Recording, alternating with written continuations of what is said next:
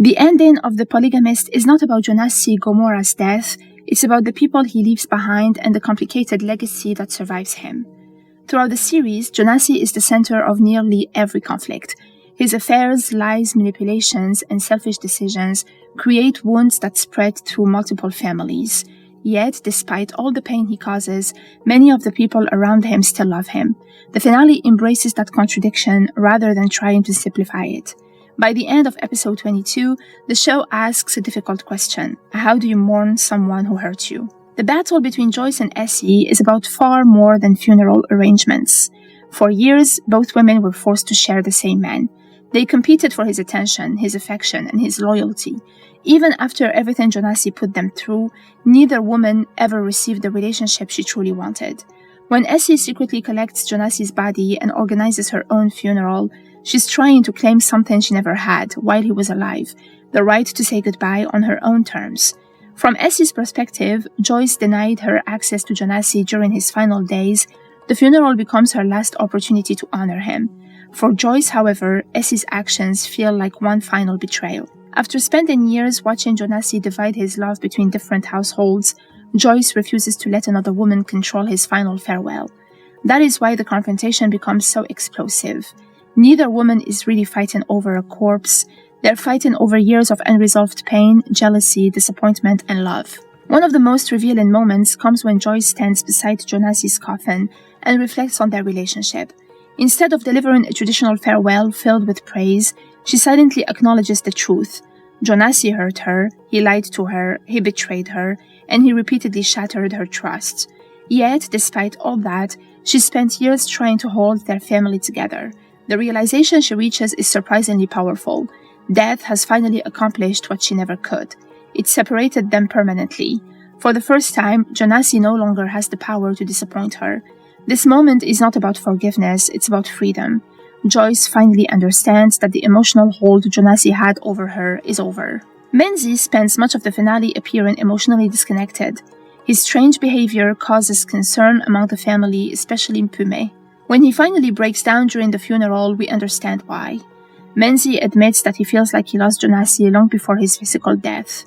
This reflects one of the show's recurring themes. Relationships can die long before people do. The bond between father and son had already been damaged by years of disappointment, conflict, and emotional distance. Even so, the finality of death still hits him.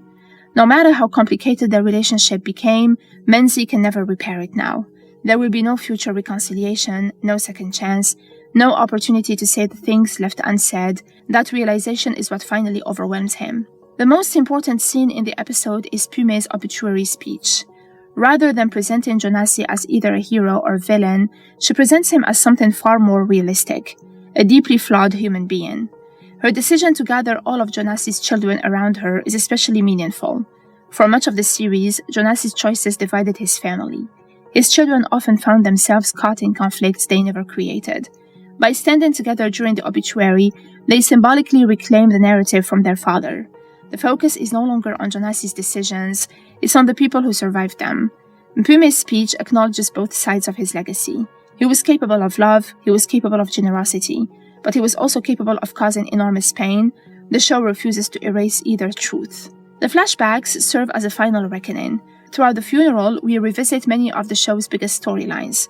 Jonasi's repeated infidelity, his abuse and manipulation, his conflicts with Menzi, the inheritance disputes, Joyce's revenge scheme involving Lungi, the countless betrayals that fractured the family. These moments are not included simply as reminders. They force everyone to confront the reality of who Jonasi was.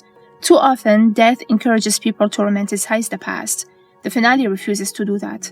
Instead, it argues that honoring someone's memory requires honesty.